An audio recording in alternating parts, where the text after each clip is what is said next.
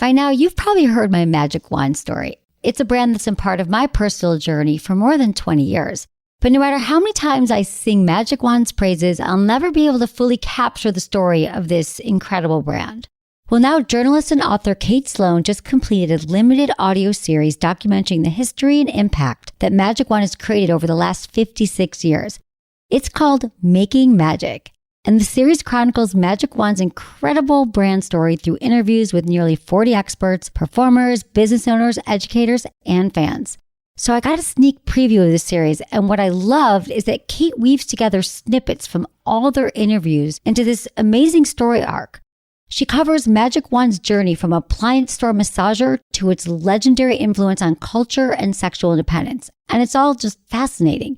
The first episodes of Making Magic are available now at makingmagicseries.com or on all popular podcast platforms. Just search for Making Magic or visit makingmagicseries.com today. Thanks for listening to Sex with Emily. On today's show, I'm joined by writer, producer, and author Jacob Tobia to talk about their book, Sissy, a coming of gender story. Topics include gender, sex, and orientation. If you're confused or want clarification, we break it down for you on what it means to be gender neutral. What does it mean to be gender chill? I love this. We don't have to be so uptight about it. Let's just try to all understand each other. We also talk about the journey we go through to find our identities because, hey, it's not always easy. And inspiration to live our lives and feel sexy and confident no matter what turns you on. All this and more. Thanks for listening. Into his eyes. They're the eyes of a man obsessed by sex. Eyes that mock our sacred institutions. Bedroom eyes, they call them in a bygone day. Hey, Emily, you got a boyfriend? Because my man E here, he just got his heart broken. He thinks you're kind of cute. A girl's got to have her standards. Oh, my. Do women know about shrinkage? Isn't it common knowledge? What do you mean, like laundry? It shrinks? Can we not talk about sex so much? Are you kidding me? Oh my God, it feels so good. Being bad feels pretty good. But you know, Emily's not the kind of girl you just play with. You're listening to Sex with Emily. We're talking about sex, relationships, and everything in between. For more information, check out sexwithemily.com. You're going to love our site. If you haven't been there yet, you can just Google things. All the questions you send me, you email me, there's a lot of answers on our site with incredible blogs to help you have a better life. Find me on all social media. It's at Sex with Emily across the board. Are you not following us? I don't understand. Because you can send questions everywhere. Twitter, Instagram, Facebook. And you can also find me 5 days a week on SiriusXM. I'm on channel Stars 109, Monday through Friday, 5 to 7 Pacific, 8 to 10 East. If you want a free trial, go to sexwithemily.com/SXM or just call me. Call me with your questions. 888-947-8277. All right, guys, I hope you enjoy this interview with Jacob Tobia. Jacob Tobia, welcome back to the show. I'm so glad to be back. You have had quite a journey since we've seen you last. It's been a minute, yeah. I know. I keep looking up and you're like everywhere. And you just wrote a book, you guys. We're here to talk about Jacob's book, Sissy, a coming of gender story. And I just want to congratulate you on all of your success. We were just talking about seeing you on Trevor Noah, which was amazing. And it's all the places you've been telling your story. Just to bring people up to speed. Like, I know your whole story, you first thought that you were gay. And there were no other terms. There were no other terms until very, very recently. Mm-hmm. And so now how would you identify? How do you identify now? So the way I talk about identity is that a lot of times people are like, oh, identity is this one word that you have to pick. You know, like it's like the one word you have to pick and then stick to it. And I think that's a really boring way to lead our lives and also pretty limiting. So I prefer to think about identity as like a layer cake, and you can never get too tall. You know what I mean? Your cake just becomes more opulent the more layers you add to it. And like, you know, you have to add some support rods or whatever and like have better support structures if you want to add more layers, I guess. I've been watching too much Nailed It on Netflix. But you need... so now I'm thinking all about like, no, put the rods in the cake. Like when I make a layer cake analogy, I hear Nicole Byer yelling at me. But anyway, no, it's like, so for me, the way I think about it is that I've just been building layers on my identities, right? Okay, right. So in high school, you know, when I well, even earlier, even earlier than high school, when I started going through puberty, my gender was always different. But then, you know, I feel like it got shut down pretty early, right? Like gender nonconforming children often are kind of taught what's what by the time you're like 5, you know? You knew at 5. You were like. By the time I was 4 or 5, I knew that for whatever reason, the way I wanted to express myself was not okay. right? That I needed to figure out what it meant to be a boy in this world, that I had to learn to sort of perform that and color inside those lines if I wanted to have any friends or any like, you know, and survive at school and like have any affirmation from really anybody. And so, you know, my gender kind of became an afterthought. And then puberty hit and my sexuality was just not an afterthought. At all, right? And so for a long time, gay was the word that I used to describe myself because it was kind of the most pressing need. Right. It was like the most urgent one because, you know, I'm in the middle of puberty. Right. Yeah. And I was just like, oh my God, like my sexual difference is definitely something I'm feeling. And my gender difference, I've kind of like repressed so deeply that I don't even realize it. Right. And then through exploring my identity in the gay community, I realized like, you know, oh, there's this thing called trans. Oh, there's this thing like there's gender nonconforming people. Oh, there are like gender queer and non-binary people. Oh my God, there's all of these words. And this whole playing field is so much wider than I thought it was.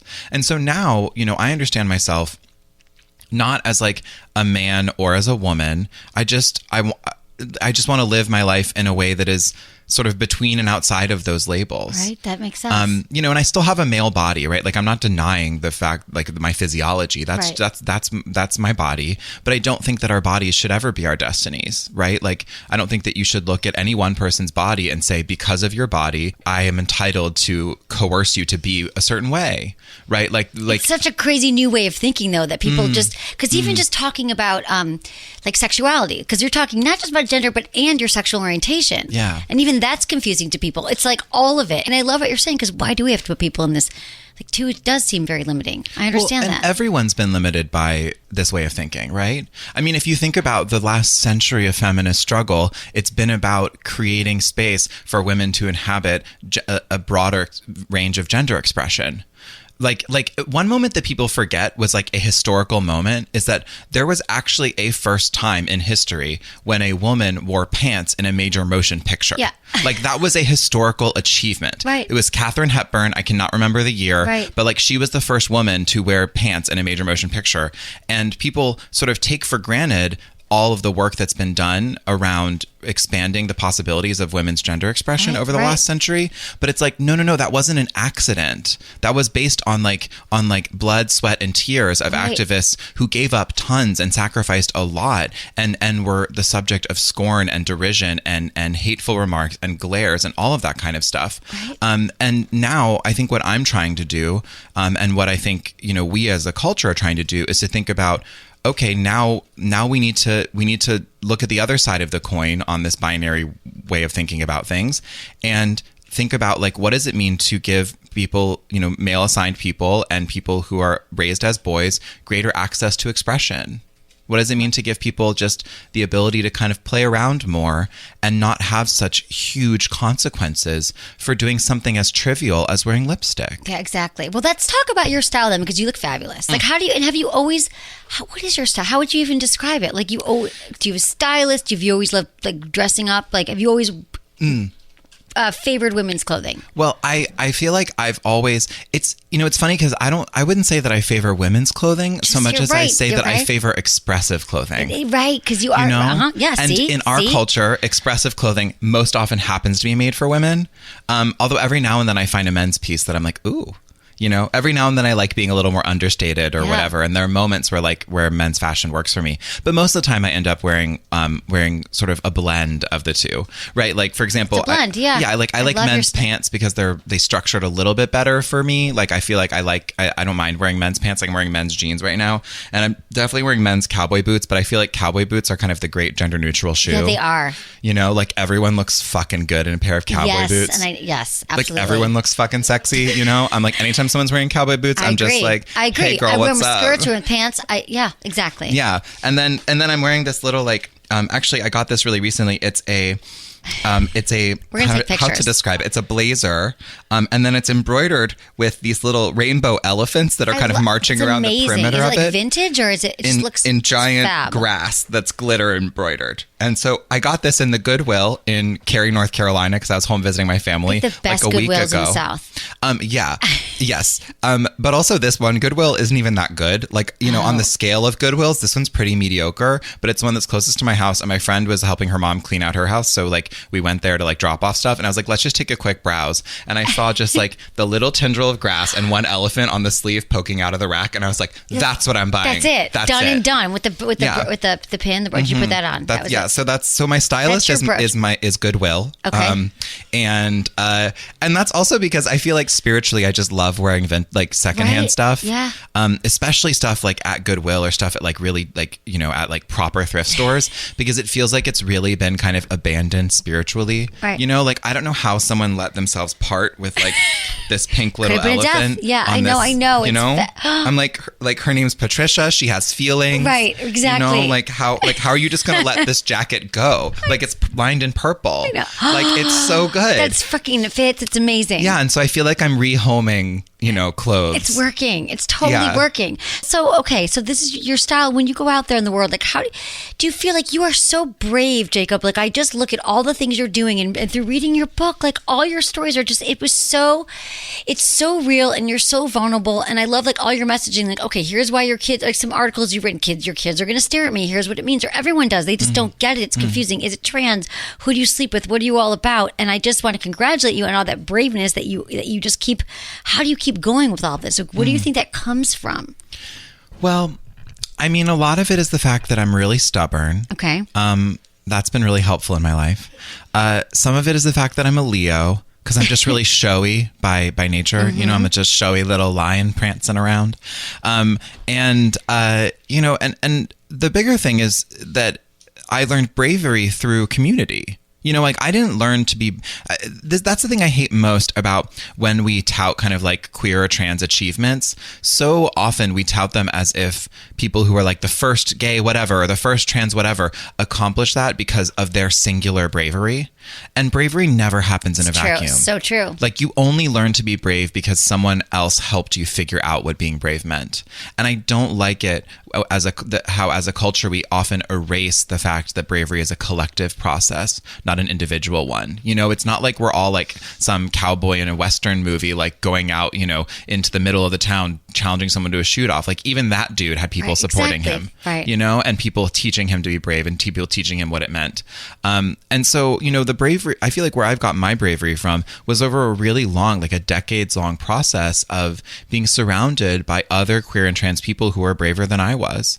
And eventually you just kind of have this osmosis, you know, you just kind of start to take on a little bit of their bravery and you start to reinforce each other's bravery. And all of a sudden you go from feeling like you're super alone and have no idea how to do this to feeling like if something happens, I have an entire community of people that have my back. You really do.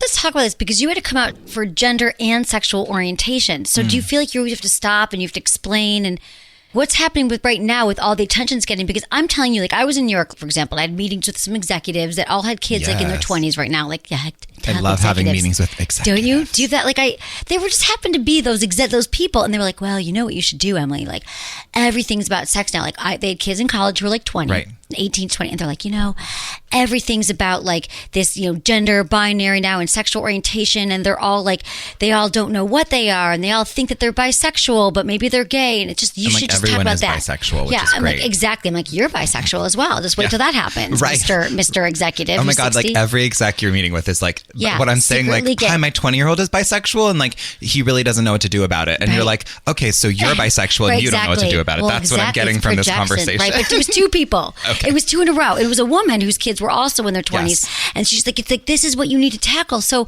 what do you see happening right now? Like where you're at, and then like what do we hope to see from everything that you're doing? Like what do you think is happening? Do you think that this is kind of you're paving the way? I know a lot of people pave the way for you, but like what is happening with sex? Like what do you think that we have to understand now with sexual orientation? My big goal right now is I want to create a world where like bi and pansexual folks have all the freedom that they deserve and need to express everything that they desire. Right. And I say I could pretend that I believe that like from a place of like magnanimity or generosity, but it's from a place of profound and deep selfishness. Because if this bitch is ever going to get laid, like bi and pansexual people need to be liberated like way more. You know, like I need people to be able to acknowledge that they're attracted to people along the trans spectrum, especially like men or masculine of center folks.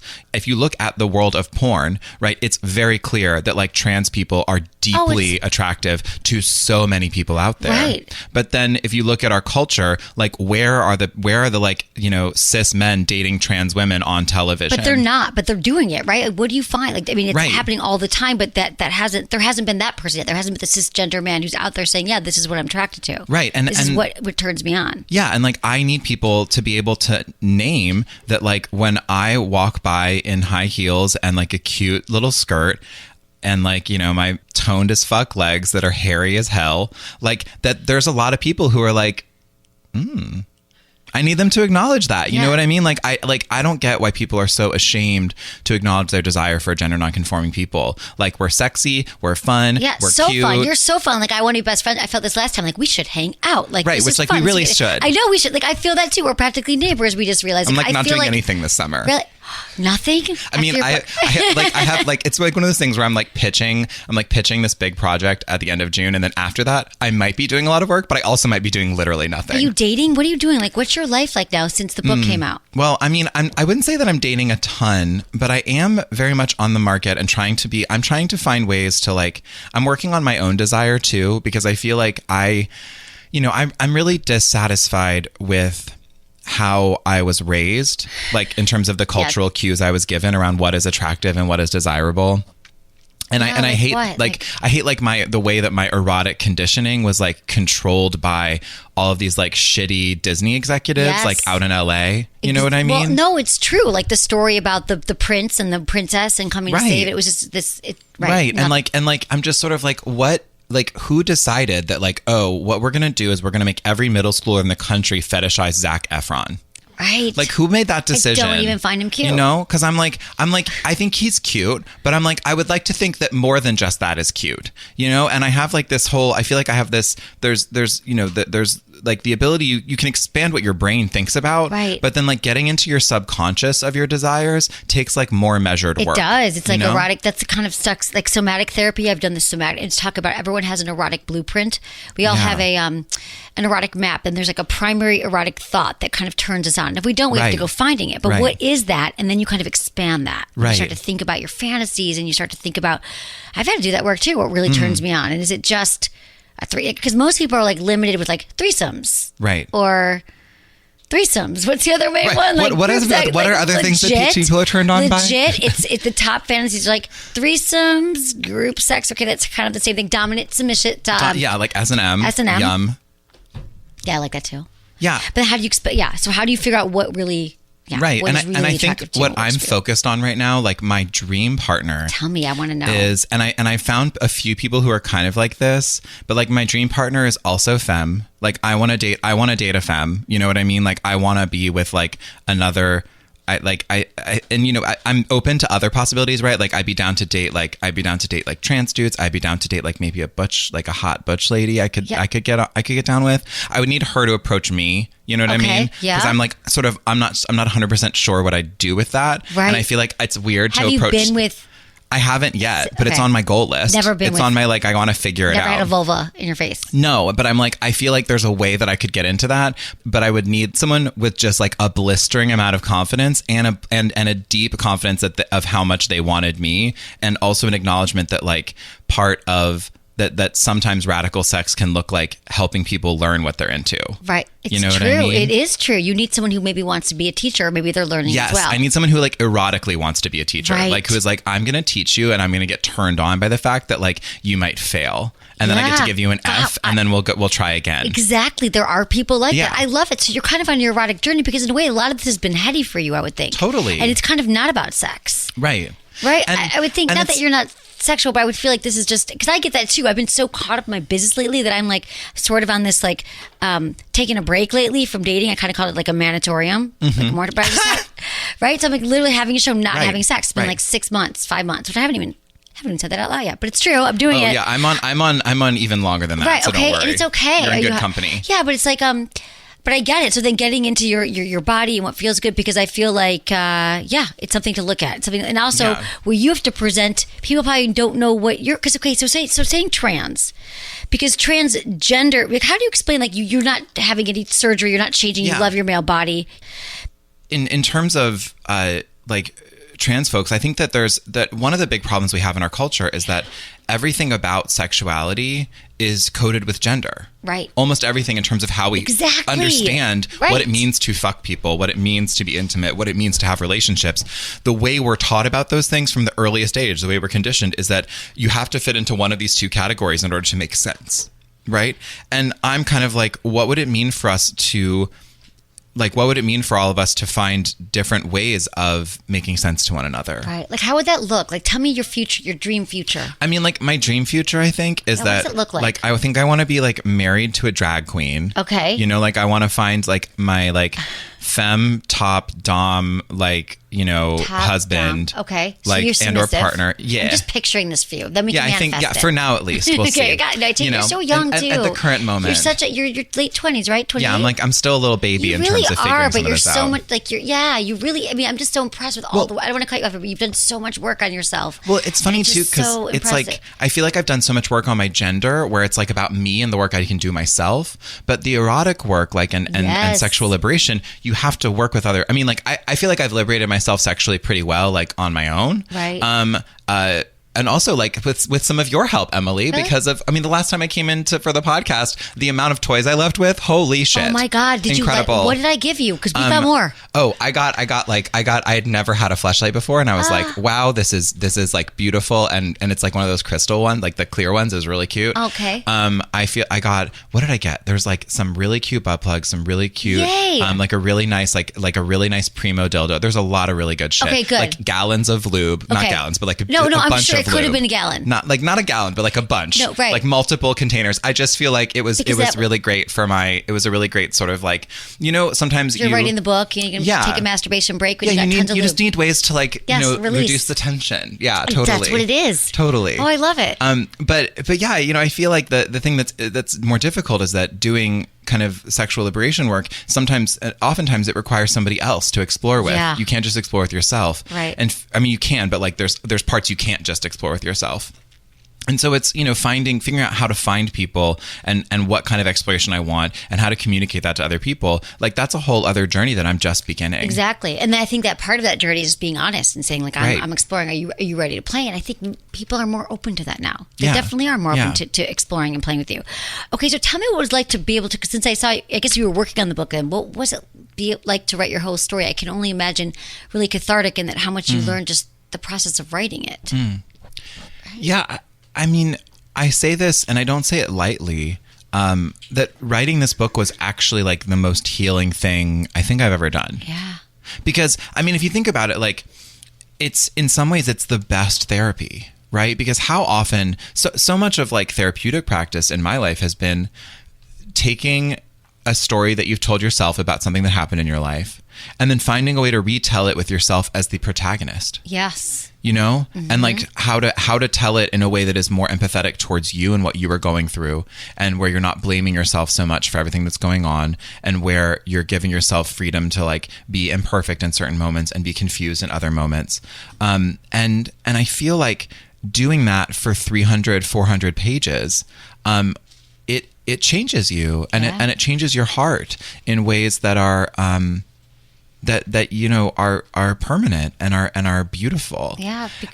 And it was also a way to kind of it was a way to synthesize everything, because I knew what was true about my gender, but then taking sort of the arc of it and putting it all together, and figuring out how the different parts of my life and different moments of my life all went together. It was like the most interesting, beautiful jigsaw puzzle. And then, you know, I put it together, and finally I was like, oh, I can see what this image has been the whole time. Yeah, I totally get it. Have you been in therapy too in this process? Oh, totally. Yeah. So did it... And before this process. And the trauma, right. So I would think everyone needs to be in therapy. Just go get in therapy. Everybody. Like, stop listening and go get therapy. I agree. I say that every day. And then come listen again when you're back, like, after therapy, like, on your ride to and from. Right. I say it all the time. Yeah. And then I had someone correct me. I was home in Michigan visiting my family. Like, not everybody. What you could say is most people can benefit from therapy. I was like, no, literally, I think everyone needs therapy. No, literally every Who person. Can't? Like, who can't? Yeah, because like the idea of like, no, I'm like, because if I feel like if you're saying I don't need therapy, what you're saying is my emotional architecture is perfect. And I'm like, okay, you need to get off that high horse because like the moment, especially if you think that you don't need therapy, you're like deeply in need of therapy. Right, exactly. Thank you. If people are like, well, I could probably benefit from therapy, but I'm like really busy and I'm not quite sure if my need is acute enough at this present moment, though I bet I could stand to, really gain something from like a once a month kind of situation. Then I'd be like, okay, maybe you can get out of being in therapy for a few months and I won't yell at you. Right, you know? As long as you're considering it, because it takes a while. But I think you just got to get in there. I mean, for me, starting therapy in my mid-20s, like every single week for like, I don't know, forever, 20 something years still. But I went off it. I went off therapy for 6 years. I'm back and it's like doing the work, trauma work. Because I was thinking, going back to your childhood stuff, like when you were saying that everyone has stories, we all have stories that we tell ourselves, but then once we tease it apart, you realize that there was probably, you were blaming yourself, victim, and then you realize that it was the society. Like it wasn't just you, it was your family and things that were happening. So I think that could just be very powerful. Well, the other thing that was really incredible about it is that in the process of writing about it and writing about it so publicly, it forces you to find empathy for even the people who hurt you. And it forces you to like understand where they were coming from too, and to extend the benefit of the doubt to everybody. I mean, not that, I think there are certain kinds of trauma and certain kinds of abuse where you don't owe it to yourself to do that, or at least doing that is something you should wait on exploring, but in my situation, it had been a few years before, between anything that happened in the book and where I was in the present, and taking the time to really sympathize with people who were not good to me, and understand where they were coming from in that was like, I mean, it just, I feel like it shifted my entire consciousness. And the thing that was really incredible is that it's actually changed my present day relationships with a lot of people. Yeah, I'm sure it has, right? Yeah. Because the way you're changing your behavior now, because you have a different understanding. You're not coming in with such animosity and tension with them. But even like the act of reading the book and then watching how it was received in public and then hearing feedback from other people has like legitimately changed my relationship with my dad. Like in such a beautiful way. That is amazing. So tell me more about that. Like I was home last week actually, and he's like playing with pronouns in a very incorrect way, but he's like playing with them for the first time. So tell me, let's talk about the pronouns are stressful. I'm like, oh my God, am I going to say he and they? Like, let's talk about that too. He's just sort of like, he was just sort of like, sleepily, like we were like watching some like design show on Netflix, and he was just like, so yeah, if I say, they goes to the grocery store. I was like, no, you just conjugate it normally. Like they go to the grocery store. Right. And I just like used a little sample sentence. And then like, that was our little moment. But it was the first time he brought it up of his own volition. Like, wait, so what are these pronoun things? How do they work? That is what a moment. Yeah. That is a really powerful moment. And it's not because like, it's not like, because the grammar of it. He was hiding your lipstick in the bathroom. But then like now he's like, how do I do the they? And well, and the bigger thing that he told me is he like a few of his colleagues have read the book now. And he was telling me that he was like, yeah, some of them have been telling me like, oh, I'm kind of a hero of this thing. So like my dad actually has a heroic narrative of pride. And who doesn't want that, right? Yeah, around coming to terms with like having a gender nonconforming child and learning to love and celebrate that child. And like he's able to feel a sense of heroism in his own journey. Mm-hmm. And I don't think we would have gotten there if I didn't write this. Wow, that makes so much sense, and that's really beautiful because it's probably very confusing for him, and then for his friends to say, "We all want to be recognized." Parents, I don't know, and for his friends to say, "Like, dude, you did such an incredible job." Especially in the South, his culture, right? Like, you're so incredible, and the way that you've come to understand and embrace your kid is so cool. Like he's getting that from people. Okay, I guess I am. I guess I better get these gender pronouns right then. I get it. I get it. And he's finally giving himself the pat on the back that he's deserved for a long time. Yeah, because this is the bottom line of therapy too. Yes, you're going to understand that people have hurt you, your parents, your relatives, but they did the best they could with the tools that they were given. And so, we probably felt some of that there was some animosity, but now you're young. Like I said, you're still in your 20s. You have a whole future life with him now that could be really beautiful. And it already is really beautiful. Like we have such a good relationship, and it's gotten way stronger like through the process of writing this book and bringing it to everybody. All right, guys, we're going to take a quick break, and when we come back, more Jacob Tobia.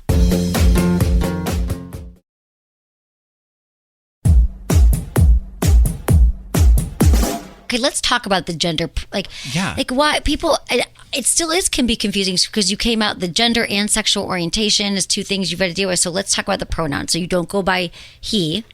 Yeah, I go by they. They. And, you know, it's like there's sort of, you know, there's like a really complicated linguistic way to talk about it. And that way makes me bored and makes me want to go to sleep. Okay, good. Let's not. So we're not going to do that. I love that you make this all fun and never boring and chill. I don't have time. I don't have time for like, here's the thing. I have so much anxiety in my life. Like the last thing I need is more anxiety in my life. Right. So like, but this is anxiety to be like, I am not a he or she. Right. But the number one rule for other people in my life is like, actually like the number one rule is just like don't be too anxious about the pronouns. Like just don't be too anxious. Like it's okay if you mess up. It's okay if you're like it's okay if you get it right sometimes and then 3 weeks later you fuck it up again and then 2 weeks later you get it right and then 5 months later you fuck up again. Like whatever, as long as you're trying, it's totally fine. But like the main thing is just like don't be anxious about it. Like there's nothing to be anxious about. Like we are trying to honor people with imperfect tools. Language is an imperfect tool. And what we're trying to do and what trans and gender nonconforming folks want is we want a slightly more accurate way to represent ourselves and be understood in the world. And the truth is when people are like, oh, Jacob, he goes to blah, blah, blah, blah, blah. Like, yes, it's only a word, totally. But it carries with it all of these expectations that have made my life really difficult and have limited my ability to feel happy in this world. And when people say Jacob, like Jacob got their jacket at the Goodwill and they had a really interesting conversation with the lady at the register about it. Mm-hmm. Like even just like that small thing, having the ambiguity there, it's like going from being wrongfully categorized to just not being categorized. Right? It's like someone telling, like, I feel like I spent my whole life being like, hey, I think I'm yellow. And everyone's like, no, you're blue. And you're like, I think I'm yellow. And then they're like, and then people are just like, no, you're blue. And then you're like, but I'm not. That's not right.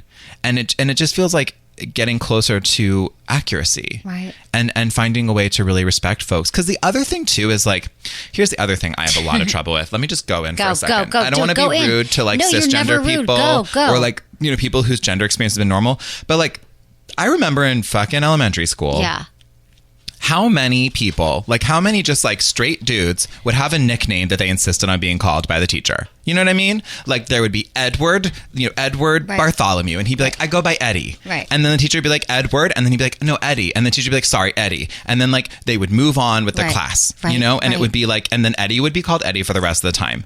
Right. And then like when trans people try to fix, like to give ourselves like a different name, everyone like freaks the fuck out. And I'm like, maybe we should just call it a nickname. And then everyone would be like, oh, okay. Oh, right. Exactly. Like Jacob. And I'd be like, oh, my nickname's Sarah. And then the teacher would be like, oh, okay, Sarah. And then like it'd be fine. Exactly. But we make it so stressful. Right. Because people act like, oh my God, these needy trans people asking to be called by the name that they prefer. And I'm like, you want to know, like, if you think that a trans person is needy for that, like try talking to a kid whose name is Tyler who likes being called Ty. Right. Exactly. You know what I mean? It's a whole thing. Like he's going to fucking freak out in 5th grade and he's going to have a whole fit about it. And you're going to get a call from his mom being like, he is called Ty. Right. Ty is the name he uses. He is very upset right now. Can you please call him Ty? And then the teacher will have to get in line. No, I love it. This is such a fucking good way to explain it because it's just simple, easy shit. It's not that complicated. It's not really that heavy, people. No, it's not. It can be heavy if you want to make it heavy, but like, I don't want it to be heavy. Like when he gets here, I mean, they comes here and then we were like, oh God, are we going to get? I'm like, he's gender chill. They are gender chill. Yeah, they're gender chill. They're gender chill. Yeah, and so like it's okay, the correction is kind of fun for me because it like queers the whole thing because it's like, oh God, language is so imperfect. How do we possibly capture the dynamism of gender in like these stupid little words?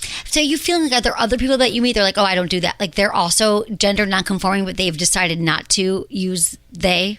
Yeah, there are some people I know who are gender nonconforming who are like, no, I still use he. And that's fine too. Well, that's what how do we know? We just ask. How do you identify? How do you identify? What's your pronoun? Yeah, you just gotta be like, what's your pronoun? What do you use? What's your pronoun? That could be a fun game too. Yeah, like I don't know. I just thought it's like some kind of I don't know. What's your pronoun? Yeah, like anytime I meet somebody and I'm not sure, I'll just be like, oh hey, Emily. You say, like, and then I'll be like, oh yeah, Emily was saying that she. Oh wait, Emily, what pronoun do you use? Right. Is that what? Yeah. Which one do you use? Oh, she. Okay, cool. No, Emily was saying that she has like a bunch of lube in the closet that I can look at later. I'm so excited to like check it out. Exactly. And just check with everyone. And almost do you do that when you're out? But do you see how easy that was? That's so easy. It was so fucking easy. Everyone's acting like we're asked. It's like everyone acts like I'm asking them to like, like build the perfect Jenga tower and like whatever. And I'm like, it is not that fucking complicated. Do not be so dramatic about it. Like I will ask you things that are really dramatic and are really demanding. Right. That is not one of them. Right. Okay? Exactly. No, you're right. I love the way it makes so much more sense that way. Okay. Right. So what else are you hoping? Like, what I think about the kids in school, like younger kids now, because it's so much more. Like, what are the percentage of kids you think who think they are, who are trans or born in the wrong body? Well, so or however they identify. Yeah, I mean, the thing is, like, I think it's the thing, like, I think there are more people who are like everyone is along a gender spectrum, right? And that's something I'm excited about in terms of like the sort of next steps of this movement and sort of where it's going, is that it's about everyone kind of learning to hold that identifying as trans is it's both an identity, but it can also be a type of experience, right? That being gender nonconforming is like, you can say, I am gender nonconforming, I identify as gender nonconforming, but also everyone in like as an adjective can experience gender nonconforming moments. Right? Like everyone has had times when they felt gender nonconforming, even if they don't identify that way full time. Right. Right. And so it's like, I feel like I live, like, what about the energy though? Like, I feel like energy is so much more important than, like, I feel like I a lot of times live in my masculine energy and I'm not in my feminine as much. It's why I think you're so hot. Right. Yeah. Right. Like, I think, but then, right. Uh-huh. Yes. Yeah. See? I'm leading with that. So maybe I don't even, who knows? Maybe I'm with the wrong people. I'm so open right now, but I'm trying to be more my feminine because I would like to be more submissive too. So, well, but in my life, I mean, I feel like energy. Right. Like, I feel like I'm, in my, like, I feel like I'm pretty power butch, like in a lot of scenarios. Yeah. And then, there are other ones where you don't have to do that. Right, exactly. But yeah, I guess it's just about everyone being able to say, when are the times where my gender has felt like a box in which I did not fit? Because everyone has had those moments. Oh yeah, for sure. Being I mean, yes. Like, when have you felt that way? I felt so limited, and now it's like the whole Me Too thing. Like, I feel like I didn't even know that when people would. I mostly worked with men in this industry, like in entertainment, and I used to work in politics. It was all men in charge, and it was always about. I had to be like, I'll go to dinner with you to talk about this business deal that if you're going to think that I'd want to fuck you, I never will, but we'll have dinner just so we can have this and you'll see that I'm smart and you want to work with me. Like, all the shit I've had to do because someone wants to have sex with me, and that was a thing. But now I feel like that's going to be changing now too for this generation, your generation, that I don't think it's going to happen as much, where that was the only way you would do business. Like, most of my experiences working with men were, many of them were inappropriate, like in the sense of I feel like there was always an expectation that I was a woman, or that I was really pretty but I wasn't smart because I was a woman. I mean, I had to go through so much of this, like, and the idea that pretty people can't be smart, or especially like high femme pretty people aren't smart. And I used to have to prove it. I used to say that fucking garbage.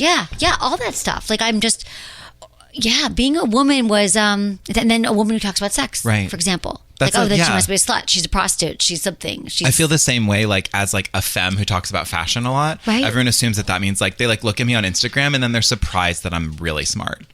Yes. And I'm just like, oh, baby, like, you really should look at a bright pink lip and know that there's more behind it. Right, exactly. Like, you should have the wisdom in this day and exactly. age to know that, like, that level of audacity generally comes with some real good, like, brains going on. Exactly. You wouldn't be that right. It's the bravery. You're right. So smart. They're thinking, like, they just think they're going to talk to you about your jacket, and you're like, and also like high femme. I feel like high femme aesthetic is about it's about a mastery of a specific art form. Like, it's about learning how to like do everything so impeccably, and that knowledge, like, you have to be brilliant to pull that off. Yeah, you're right. Good point. So yes, we all have these limitations of being all men my too. Mentors have been femmes.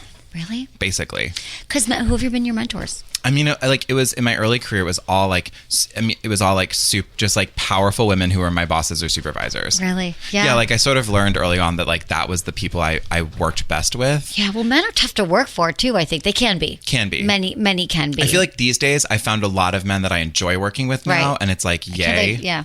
And it's also, I mean, that's the other thing that's nice about being this gender different is that it kind of, I feel like it's sort of like it sort of filters people out in the best way. Yes. Like, everyone's like, oh, LA's so shallow. And I'm like, I've never experienced LA as shallow because, like, shitty people know not to fuck with me. Well, exactly. This is what, exactly. I always say that. I'm like, they're like, oh no, we can't pull anything on that bitch. And I'm like, absolutely not. You can't. Don't try. Well, right. I will literally end you exactly. in the New York Times. Like, don't fuck with me. Right. Exactly. Right.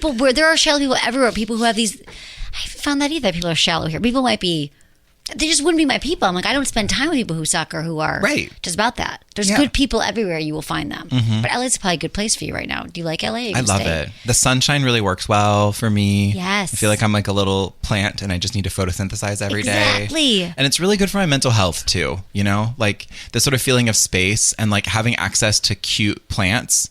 Because in LA, like even in like the most congested neighborhoods in LA, there's still cute plants on like, in everyone's yard pretty much. Yes. You know, like even in like, and like not even necessarily just in like rich neighborhoods, like in most LA neighborhoods, there's still like some kind of cute little succulents around. It's true. Whereas like in New York, that's not true. No, it's not true. And everyone's concerned. I was just there. Everyone's concerned about the weather and I'm so sorry it's raining. And I realized that moving to LA, that's like one piece of the pie we don't have to worry about here. It's so nice. I know. Until we have to worry about it not raining, but like. I don't even care about the rain here because you know it's going to be sunny again and it makes me happy. Let's talk about parents. Because you talk about hitting puberty, how that affected you growing up. I think a lot of parents are going through this right now. Yeah. I mean, are kind of not confused whether their kids are coming out as gay or bisexual or whatever it is. So can you talk about your experience? You wrote a lot about it in the book, or what we should do, what advice for parents now? Yeah. The thing I'd say most to parents, because what I feel like what happens when parents have a gender nonconforming kid or just a kid who's different in any way, they're like, oh gosh, what do I do with this? Like what do I do to help my child? And the irony is that the answer is really simple, but the consequences of the answer are deep. Right. Right. The answer is just you let your child lead. Right. Right. Like kids know their gender. You know what I mean? Like kids have a very innate, like sort of sense of who they are in the moment. And it may change over time, but like they know what they want to explore. They know what they want to play with. They know what like fabrics call to them and what clothing calls to them. And they know how they want to express themselves, or at least what they're interested in trying out. Right. And so the best thing that parents can do to raise gender affirmed, like healthy children who don't have a lot of gender shame, who feel good and are kind towards people across the gender spectrum, is just to like let them lead. Right. And be like, you can wear what you would like. You can wear a dress for Halloween or whatever your early experience is, right. But then the consequences, though, are parents and shaming and teachers and religious institutions. Of course. So then that's what I mean is like letting your child lead. It's a really simple answer, but then living with it is really hard. Right. But what I would say is that parents have a lot of anxiety around like, if I affirm my kid, this is great. I hope they can hear it in the recording. It's like we're recording in Seattle all of a sudden. I love it, exactly. Oh my God, I love it. I hope there's like thunder and lightning. But it's like, I went through this a lot with my mom, and I think my mom really struggled with this when I was younger, is she was like, well, I want to affirm my kid because there's nothing wrong with my child, wanting to wear cute little dresses. There's nothing wrong with that at all. But then when I affirm my kid, I set them up for bullying and harassment and all this other stuff. And bullying's huge. Yeah. And I guess what I would say is like, the world is going to have its way with gender nonconforming people, at least until we build a more empathetic world. The world is going to have its way with gender nonconforming kids, no matter what. And the only thing worse than, facing bullying outside of your home is also facing bullying inside of your home. Yeah. And even if it's just sort of trying to subtly steer your kid in a different direction, like kids pick up on that. And what it tells them is like, there isn't even a safe space here for you to be who you are. And I think that kids also are actually better at understanding complexity than we give them credit for. And that's the joke about so many things, right? Like the idea that you can't talk to children about sex, right? And it's like, no, you can say really simple things to kids. Like, yeah, sometimes touching can feel good, but if touching feels bad, you should say no and tell somebody. Exactly. Right? Like instead of just saying no, never touch anyone ever. Right? Which is what we're doing. We got to meet kids when they're asking at younger ages now, and you got to talk and you got to answer it. You can't just be like, oh, wait till you're older. Right. You can just be like, sometimes people kiss, and like if you're thinking about kissing anybody, let's talk. Right. Exactly. Like, it's like the thing of like, if you say that all touch is bad, then people can't if you don't acknowledge that there's such a thing as good touch, then you can't then people don't feel safe and to name when they're being abused. Exactly. Like you set people up. And I think it's like people think it's so complicated to explain that to kids, and it's not. It's really not. It's really easy actually, because kids learn what you can learn what you teach them. Kids learn so fucking much every single day. And kids are so smart. They're so smart. And kids come to you, people ask you questions like, what are the questions that you're tired of getting asked? I don't know if there are many questions I'm tired of getting asked. Oh, I think the one that I get tired of is like, oh, so when did you come out?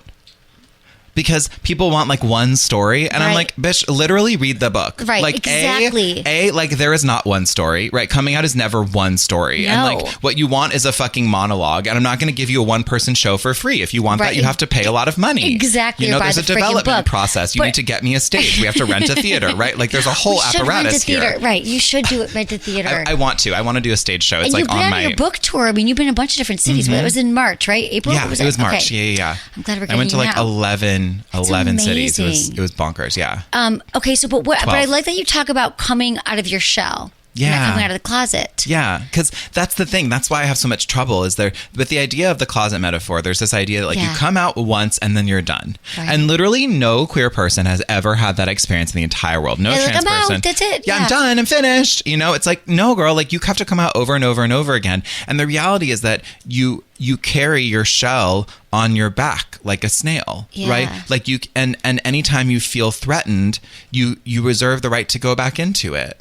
And that's the other thing I don't like about this idea of the closet is that we don't have, like, there's not an origin story around how queer and trans people got in that closet. You know, people are just like, oh, you were in the closet, as if it's natural, as if you were born there. And I'm like, no, you're literally chased in there by like an axe murderer of heterosexism. Exactly. Do you know what I mean? Right. Like by like a heterosexist, like cisgender culture that says like you must not wear dresses if you are a boy and you must like girls. And if you don't, you're wrong and bad. And you're chased in there by an axe murderer when you're 3 years old. And then you like have to live in that closet with Jack Nicholson outside the door. Exactly. Like, you know, and like you don't come out and then just be like, and I'm here. And then it's a glitter cannon explode. Like you come out and then you have to fucking fight Jack Nicholson or like run away from him or like kill him or whatever in order to like actually like live in the damn house.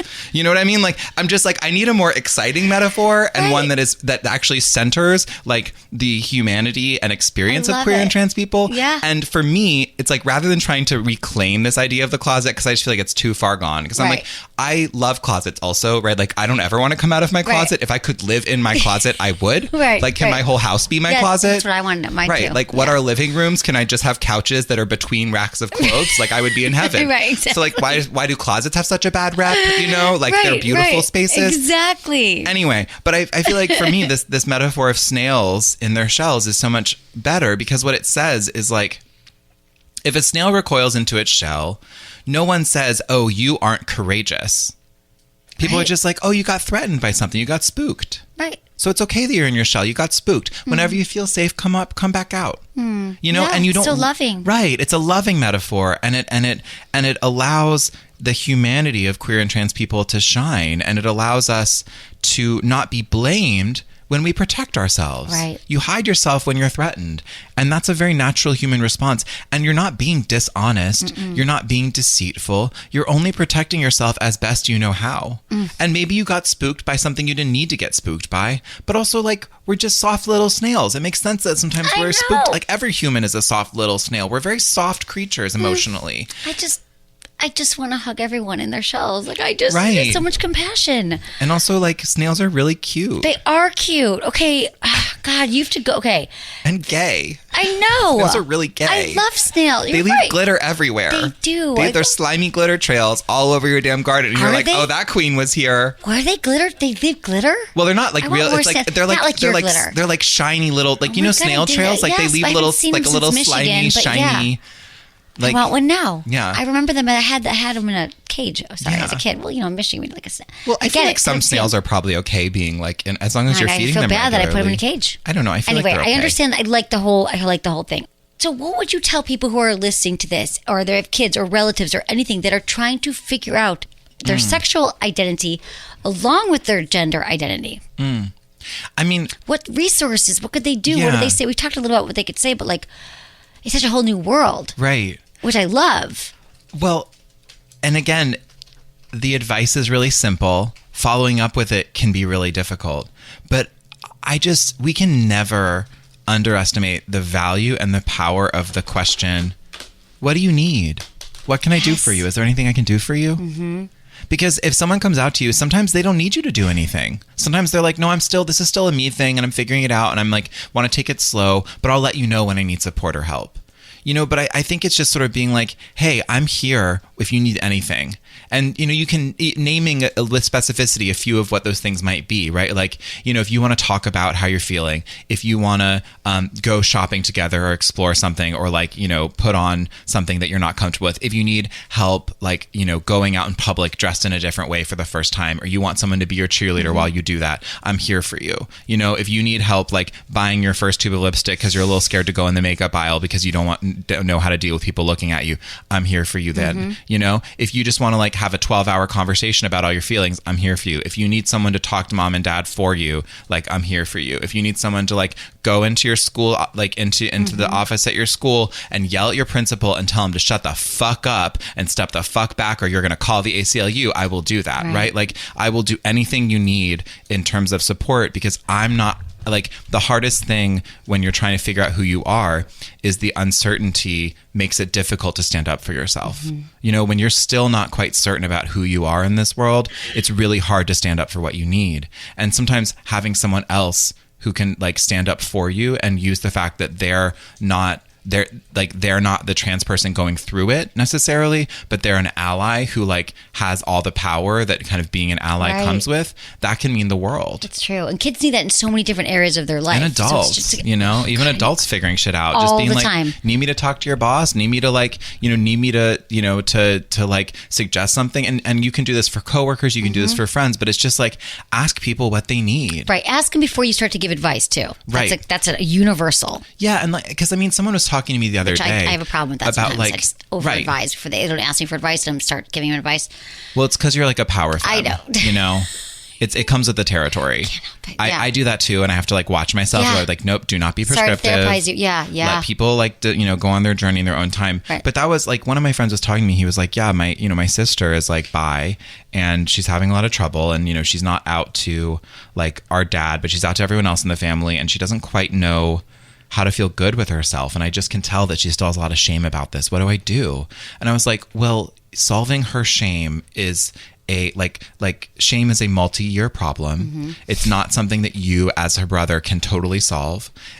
And taking it upon yourself to solve it can actually feel like a violation of her boundaries. Which is so true and so complex to understand when we're fixers. Right. So it's like, sometimes the best thing you can do is be like, if you need anything, I'm here. I'm glad that you're on this journey, and like, I'm gonna like not try and get in the way of what you need to do, but just let me know if you need help, and let's check in every now and then. Right. And then check in more than once too, because some people think they say things, but you can keep checking in with someone. It's kind of like my friend just had a death in her family. Like, a lot of my friends have death. It's the same thing. Your friends need you, but they might not be ready yet. So whenever anyone's going through something, it's like, you got to just be like, hey, I know you need some space to work this out, but like, are there any practical, easy things I can do? Right? Like, do you need help with grocery shopping? Are you having like, is your mental health okay? Like, are you showering and eating regularly? Like, the basics, like, are you covered on the basics? Do you need help strategizing those? Because sometimes when you're going through something, those things become difficult. Exactly. Like, do you need more culture resources? Can I buy you some cute shit and like send it your way? Can I buy you a cute book? Is there anything you've been thinking about reading? There's a million questions you can ask that are non-invasive, where you're not saying, I'm going to solve your problem for you,